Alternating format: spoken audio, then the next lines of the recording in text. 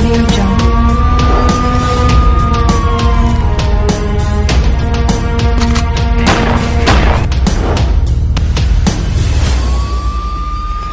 बुलंद पुलिस। दर्शकगण, इस वक्त हम लोग लखनऊ में रिटायर्ड जज बीडी नकवी साहब के आशियाने पे हैं। जैसा कि आप सभी लोगों को पता है कि कल जो है विशेष न्यायालय ने बाबरी उद्ध्वस्त मामले में तमाम 32 अभियुक्तों को क्लीन चिट दे दिया, उनको बाइज्जत बरी कर दिया। आइए बीडी नकवी जी, क्योंकि इन्होंने बहुत से खुद न्यायाधीश रहे हुए हैं, बहुत से न्याय दिए हुए हैं, फैसले दिए हुए हैं, आइए इनसे पूछा जाए कि इनकी नजर में ये जो है विशेष न्यायालय ने, सीबीआई कोर्ट ने जो फैसला दिया है, उससे जो है आप इस फैसले को कहाँ देखते हैं? देखिए, ऐसा जो फैसला आया वो जाहिर है सारे अवाम को, खासकर मुस्लिम तबके को मायूसी हुई। मुझे उम्मीद ही नहीं थी, मुझे ऐसा ही लग रहा था कि ये फैसला इस तरह का आएगा, इसलिए मुझे कोई मायूसी नहीं हुई। मुल्क के जो हालात है, जो एक वेव ऑफ फासिज्म है, जो कुछ लोग पागल हो चुके हैं, सीनियर नहीं है, उनसे आप क्या उम्मीद करेंगे? वो मेंटेलिटी वो लोग जुडिशरी में भी हैं, वो लोग एग्जीक्यूटिव में भी है, वो लोग पुलिस में भी है। तो पूरा सिस्टम जो है वो हमारा इस वक्त कोलैप्स्ड है। जिस अंदाज से बाबरी मस्जिद ढह गई थी, उसी तरह हमारा जुडिशियल सिस्टम भी ढह चुका है। सर, जुडिशियल सिस्टम ढह चुका है, लेकिन ऐसे में जब आप देख रहे हैं कि सीबीआई जो है हमारे देश की सबसे ज़हीन एजेंसी है, सबसे विश्वसनीय एजेंसी है, भारत की एजेंसियों में अगर देखा जाए तो, सरकारी एजेंसियों में, ऐसे में सीबीआई जो है साक्ष्य प्रस्तुत नहीं कर पा रही है। और हाल ही में आपने सुना होगा कि जो 93 में जो दंगा हुआ, जो बॉम्ब ब्लास्ट हुआ था बॉम्बे में, इसी से रिलेटेड था। 92 के आखिर में मस्जिद जो है डिमोलिश हुई है और 93 के फर्स्ट उसमें मार्च के महीने में इतना बड़ा धमाका हुआ। मुंबई क्राइम ब्रांच जो है तमाम अभियुक्तों को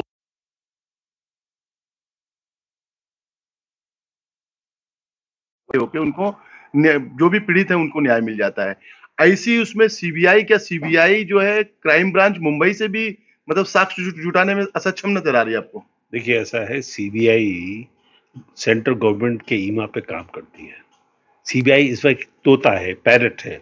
हम देख रहे हैं कि सीबीआई का इस्तेमाल हिंदुस्तान में हमारी सरकार बड़े अफसोस के साथ मैं कहूँगा कि वो अपने अपोनेंट्स के खिलाफ काम कर रही है।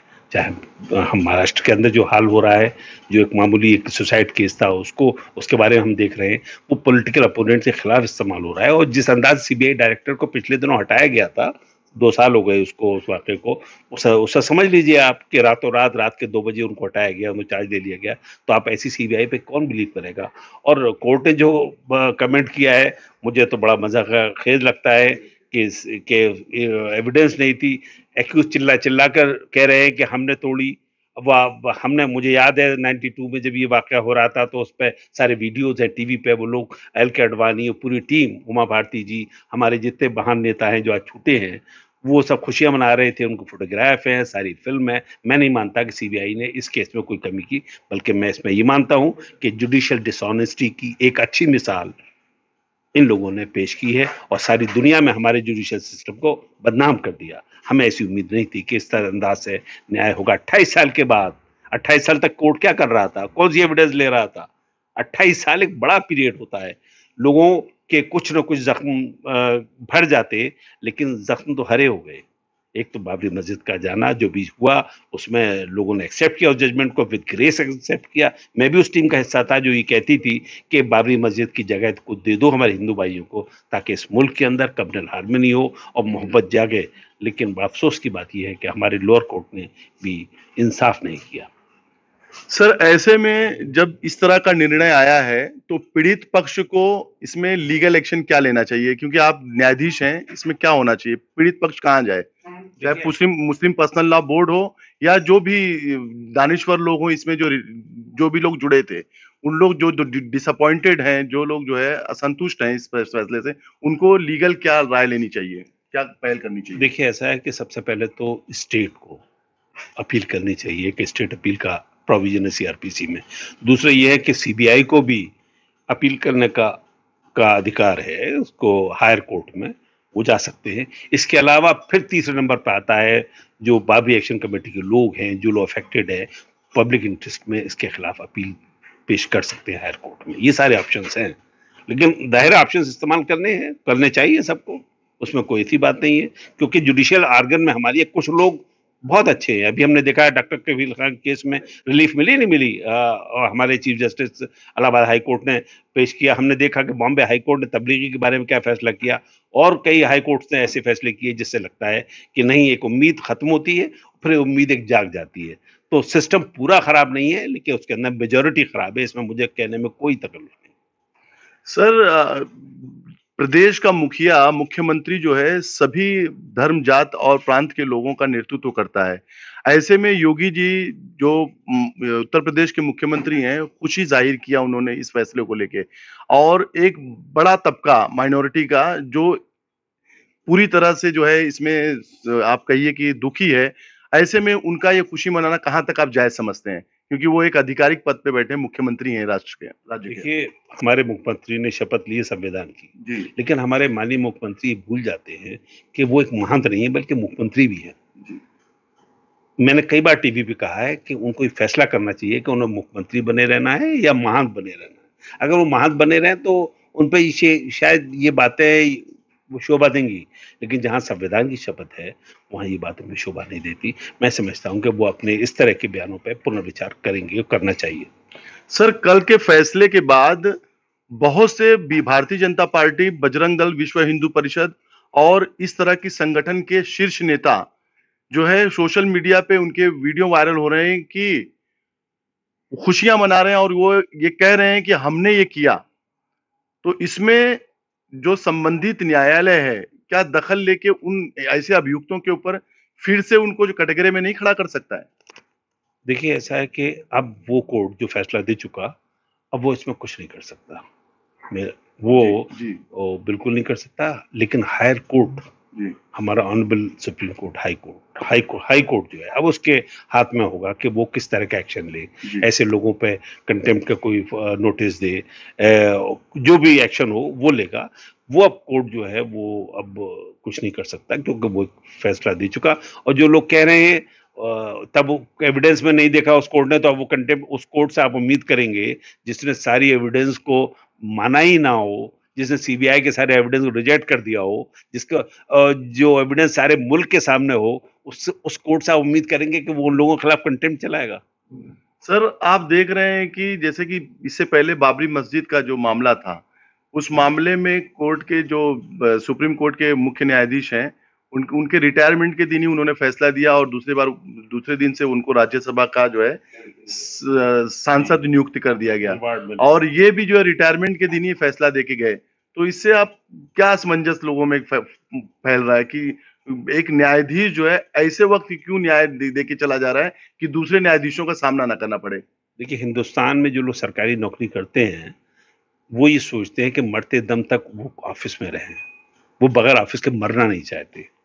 वो अपनी रिटायरमेंट को अपनी मौत मानते हैं, तो वो दूसरी ज़िंदगी तलाश करते हैं। तो वो उनको चाहते हैं कि सरकार को हम खुश करेंगे तो हमें कुछ मिलेगा। अभी देखिएगा कुछ दिनों में ये बात भी मालूम हो जाएगी कि क्या चीज़ उनसे तय हुई थी, वो क्या रिवार्ड मिलने वाला है। इसके बारे में मैं क्या कहूँ? इसमें खुद लोग देखेंगे। सर उत्तर प्रदेश में जहां तक लॉ एंड ऑर्डर का, न्याय व्यवस्था का प्रश्न है, आप देख रहे हैं कि महीने में 3 ऐसी घटनाएं, बड़ी घटनाएं घटी हैं सामूहिक बलात्कार की। हाथरस की घटना को लेके जो बहुत ही निंदनीय और दर्दनाक घटना है। उस बच्ची को, 19 साल की बच्ची को जो है बलात्कार किया जाता है, उसके बाद में उसके जबान को काट दिया जाता है, उसकी पीठ की रीढ़ की हड्डी तोड़ दी जाती है, टांगों को तोड़ दिया जाता है और 10 दिन तक एफआईआर नहीं होती है। और जब पूरे प्रदेश में उसके विरोध में प्रदर्शन, निदर्शन होते हैं, तब राज्य के मुख्यमंत्री एसआईटी टीम गठित करके उसको न्याय दिलाने की बात करते हैं। तो आप इस राज्य में, उत्तर प्रदेश में न्याय व्यवस्था को कहाँ देखते हैं? देखिए, जो दलितों के साथ हो रहा है इस मुल्क में, स्टेट में, हमने देखा कि हाथरस का आपने उस हमारी बहन बेटी के साथ जो हुआ, सबने देखा, सारे वीडियो मौजूद हैं। वहाँ का एडमिनिस्ट्रेशन, डीएम, एसपी जिस अंदाज से अपनी वीडियो रिकॉर्डिंग करा रहे हैं, जिस अंदाज से डेड बॉडी को भी उन्होंने जला दिया, माँ बाप को नहीं दिया, उन्होंने उसके फैमिली को नहीं दिया। हमने देखा कि अभी कल ही बलरामपुर के अंदर एक वाकया हो गया, उससे ज़्यादा दर्दनाक। तो इस मुल्क में जो जुल्म सहने वाले हैं उनकी कैटेगरी है, उसमें दलित भी हैं, उसके अंदर किसान भी हैं, उसके अंदर मिनॉरिटीज भी हैं। तो इस अंदर से ये ऐसा नहीं है कि खाली एक तबके पर जुल्म हो रहा हो। इस मुल्क के अंदर कुछ लोगों को इस संविधान का आना, बराबरी का जो हक मिलना, ये बहुत तकलीफदेह है। क्यों लोग गांधी नेहरू को गाली देते हैं, बुरा भला कहते हैं कि साहब बराबर, आपने एक ब्राह्मण और एक शेड्यूल कास्ट को बराबर कर दिया, एक जगह आपने बिठा दिया। ये एक सबसे बड़ी बात है। देखिए, हमारी एंशिएंट इंडियन कल्चर में, हमारी तारीख में, हमारे समाज में, हमारे सोशल इथॉस में इक्वलिटी और जस्टिस का कोई कंसेप्ट नहीं है। इस बात को समझ लीजिए। जब आप जिस दिन आप ये मान लेंगे, उस दिन आप ये सारी घटनाएं आपको लगेंगी कि ऐसा हो रहा है। ऐसा हो रहा है इसलिए हो रहा है कि वो सब चीजें रिवाइव करना चाहते हैं। बराबरी और इंसाफ को समाज से खत्म करना चाहते हैं वो फोर्सेस, वो ताकतें आज हुकूमत में हैं, कल नहीं होंगी। जला के मशले जा हम जुनून सफा चले, जो घर को आग लगाए वो हमारे साथ चले। सुएदार पे रखते चलो सरों के चिराग, जहां तक सितम की स्याह रात चले। हमारे इन तबकों को, किसानों को, दलितों को, मिनॉरिटीज को एक साथ चलना है। हर उस तबके के साथ चलना है जिसके साथ जुल्म हो रहा है। जालिम और मजलूम दो ही सफ हैं। हम ना जात पे बांट सकते हैं, ना हम मजहब पे बांट सकते हैं, क्योंकि कुछ लोग बहुत अच्छे हैं हमारे हाई कास्ट के अंदर, लड़ाई लड़ रहे हैं, रविश कुमार जैसे और बहुत से लोग, अभिषेक शर्मा जैसे। हम कैसे कहते हैं कि सारे लोग बुरे हैं? उनके अंदर 10% ऐसे लोग हैं जो कहते हैं गलत गलत गलत है, जुल्म जुल्म है। इसलिए हर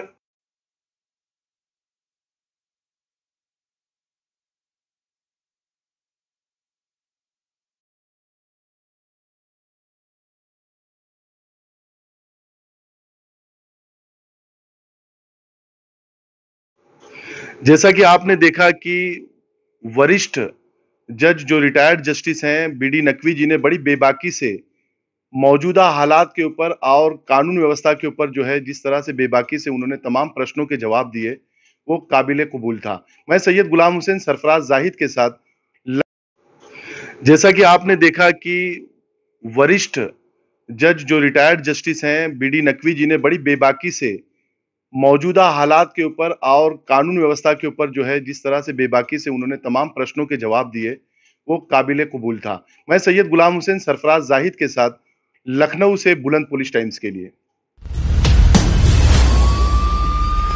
बुलंद पुलिस